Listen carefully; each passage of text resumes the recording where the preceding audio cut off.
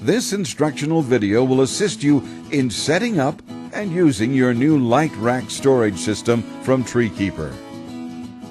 Unpack and arrange the kit for easy assembly. Start by locating one core and one spool side.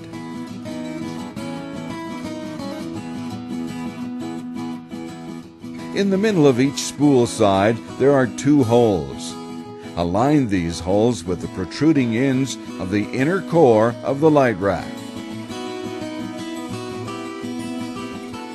Fit the two spool sides into place and secure by using the included R pins.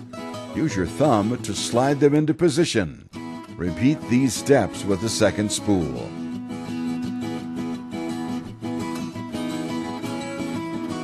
To assemble the racks, snap the two halves together. Once assembled, attach the racks to the bottom of the LightRack bag using the Velcro straps. Align the groove in the spool handles with the rack insert slot while inserting the spool. To lock the spool into position, press firmly down while inserting until the spool reaches the bottom of the rack.